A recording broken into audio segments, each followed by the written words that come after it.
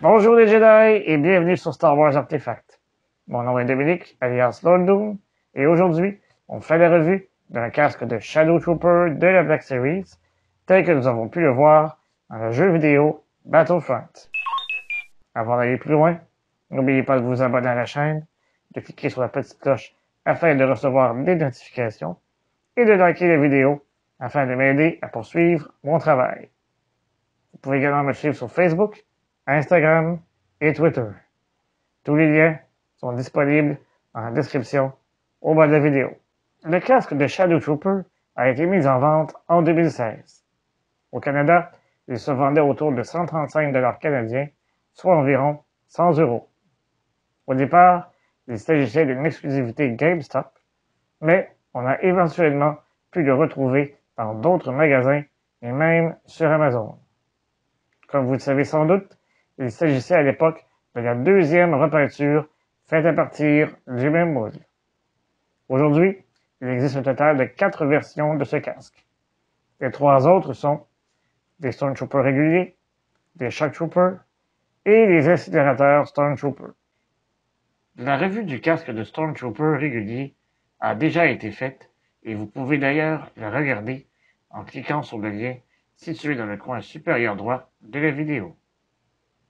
Il en va de même pour le casque de Shock Trooper, que vous pouvez également regarder de la même façon. Plus récemment, je vous ai présenté la revue du casque d'incinérateur Stormtrooper, alors, si vous voulez la voir, vous n'avez qu'à cliquer une fois de plus dans le coin supérieur droit de la vidéo. Sans plus tarder, procédons à la revue. Commençons tout d'abord par regarder la boîte d'un peu plus près. En avant, on y retrouve une image frontale du casque. Dans le coin inférieur gauche, on peut y lire Shadow Trooper, casque modulateur vocal. À côté, on peut entre autres voir qu'il requiert 3 piles AAA. Dans le coin inférieur droit, on peut y voir le logo du jeu Battlefront. Sur le côté droit, on y retrouve une belle image de profil du casque, mais aucun autre renseignement additionnel. Sur le côté gauche, on y retrouve une image frontale du casque. Dans le coin supérieur droit, l'écriture en Aurebesh signifie Shadow Trooper. On y retrouve également 3 schémas techniques. L'écriture Aurebesh à côté du 3e schéma technique signifie Direct Speaker. À l'arrière, on y retrouve d'autres photos ainsi que les 3 mentions suivantes. Casque de soldat de l'ombre réaliste et fidèle au casque de jeu vidéo. Change électroniquement la voix pour parler comme un soldat de l'ombre. Les courroies s'ajustent à la plupart des tailles, de 8 ans à adultes. Tout en bas, on y retrouve 4 autres illustrations. L'écriture Aurebesh sous la première signifie Exhaust Filters. Celle au-dessus de la deuxième signifie Armored Helmet.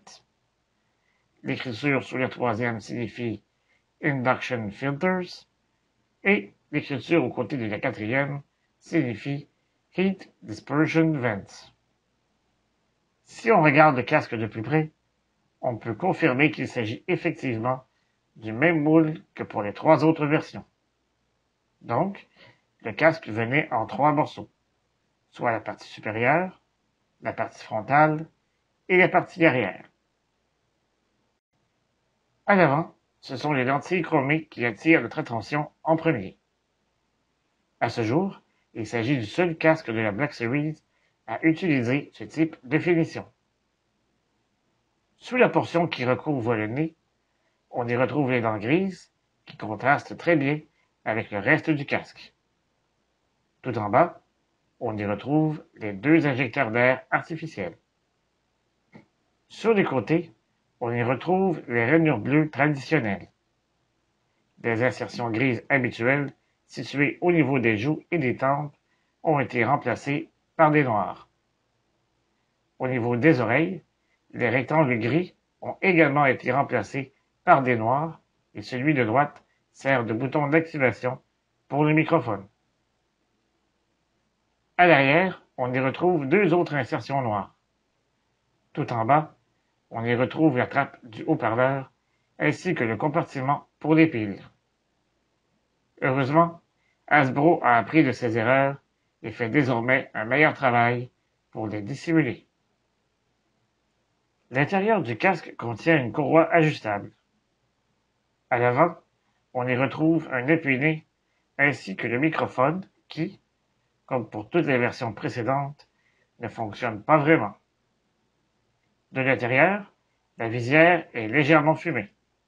Ceci permet à celui qui porte le casque de bien voir tout en masquant son identité. Malheureusement, il n'y a pas d'autres détails de finition à l'intérieur du casque comme on peut le voir dans les casques plus récents. Outre la version blanche du casque de Stormtrooper classique, je crois que celui-ci est mon préféré. La couleur noire, lustrée, et les lentilles chromées lui donnent un look vraiment unique. Il s'agit sans doute du casque qui se rapproche le plus des Dark Troopers et des Purge Troopers.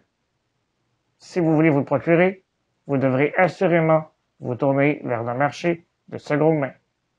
Cependant, attendez-vous à ce que le prix soit relativement élevé. Et vous, que pensez-vous de ce casque? Est-ce que vous l'avez dans votre collection? Dites-le moi dans les commentaires au bas de la vidéo.